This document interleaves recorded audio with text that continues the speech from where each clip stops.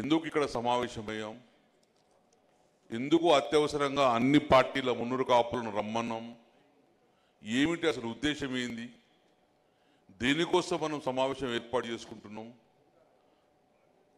గతంలో కూడా ఒక 4-5 సమావేశాలు రాజరాజేశ్వరి కళ్యాణ మండపంలో చేసుకున్నాం, అంతకుముందు ఇంటర్నల్ మీటింగ్ చేసుకున్నాం.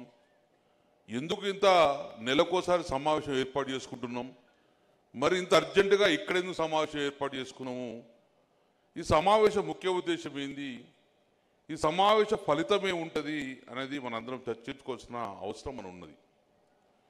ఏదో గంగుల కమలాకర్ రాజకీయం కోసమో బీజేపీ వాళ్ళకో రవిబాబు కోసం రాజకీయం కాదు, మన భావి తరానికి మన భవిష్యత్ తరానికి అన్యాయం చేయకూడదని చెప్పేసి ఉద్దేశంతో ఈరోజు మనం ఈ సమావేశం ఏర్పాటు చేసుకున్న బాధ్యత మాది ఉన్నది. ఒకసారి ఆలోచించుకుందాం.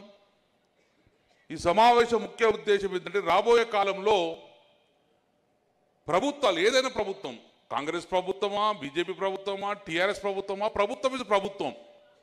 ఈరోజు ప్రభుత్వం ఉన్నది, కాంగ్రెస్ ప్రభుత్వం ఉండొచ్చు, కానీ ప్రభుత్వం ఈ ప్రభుత్వం.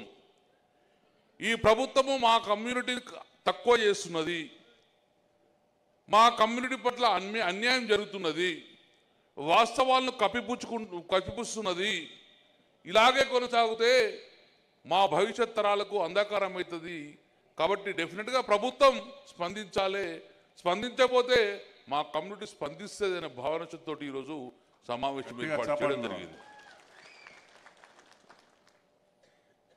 చాలా వరకు మన కులాలకు అన్యాయం చేస్తారు. చాలా సందర్భాలలో అన్ని పొలిటికల్ పార్టీ కూడా అన్యాయం చేస్తారు. తట్టుకున్నాం మనం, అన్యాయం చేస్తే కూడా తట్టుకున్నాం మనం. కానీ ఇక్కడ అన్యాయం చేస్తే పాటు అవమానం కూడా చేస్తారు. ఇక్కడ మనకు అవమానం కూడా చేస్తారు, అది తట్టుకోలేము మనం.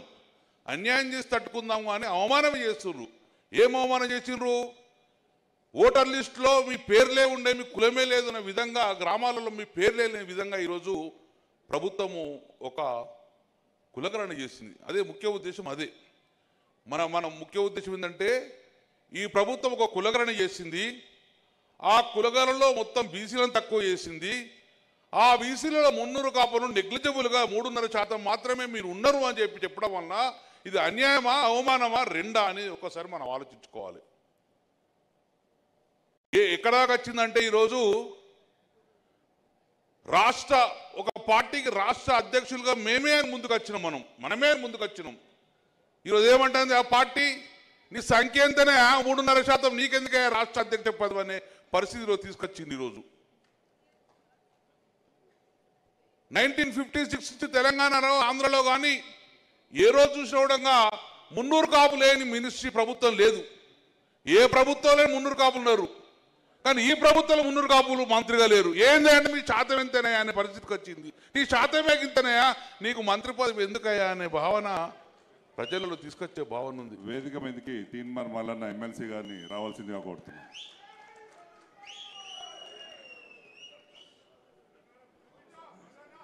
కోరకంటి చందర్ గారు, మాజీ శాసనసభ సభ్యులు కోరకంటి చందర్ గారిని కూడా వేదిక మీదకి రావాల్సిందిగా కోరుతున్నాం.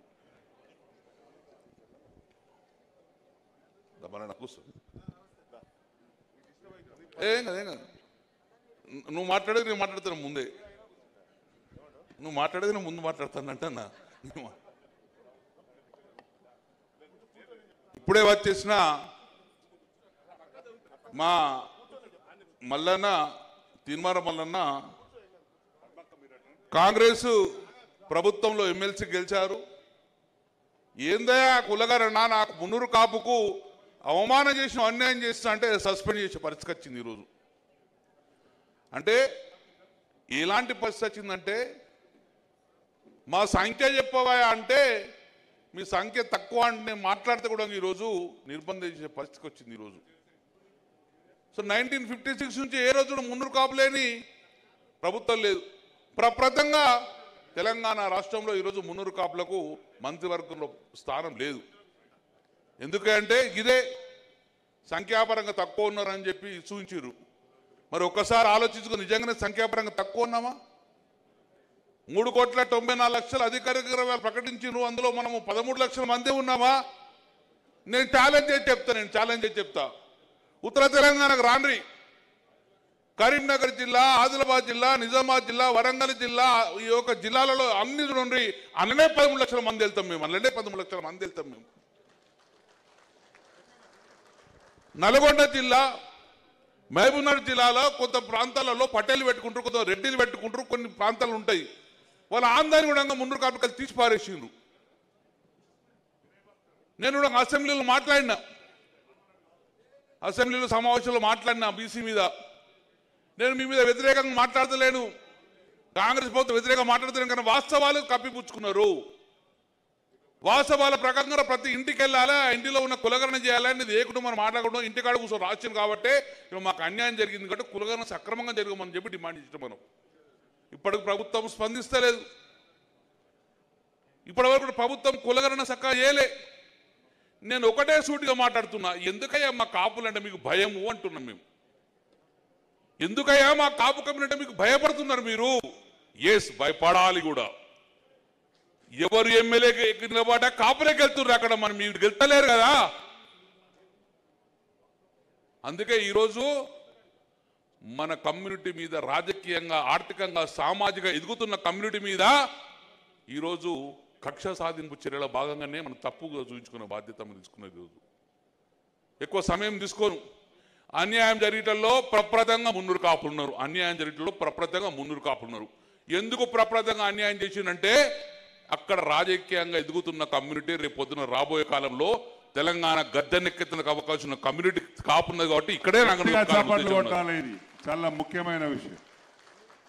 నిజమైన సంఖ్య తెలుసండి, రాజ్యాధికారం సంఖ్యాపరంగా అందియండి, లేకపోతే మున్నూరు కాపులు మేము దేశానికి అన్నం పెడుతున్నాం, రేపు పొద్దున్న కూడా డెఫినెట్గా మేము అందరంగా కలిసిడంగా ఉద్యమం చేస్తాం. ఆ పార్టీ ఏ పార్టీ అయినా కానీ, ఆ పార్టీ ఏ పార్టీ అయినా కానీ మాకు అన్యాయం చేసిన పార్టీ మీద తిరుగుబాటు చేస్తామని చెప్పుకుంటూ ఈ యొక్క సమావేశం చెప్తున్నాం.